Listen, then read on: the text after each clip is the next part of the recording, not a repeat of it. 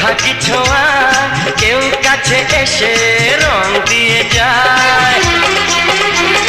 ক্ষতি নেই যদি সোহাগী ছোঁয়া কেউ কাছে এসে রং দিয়ে যায়।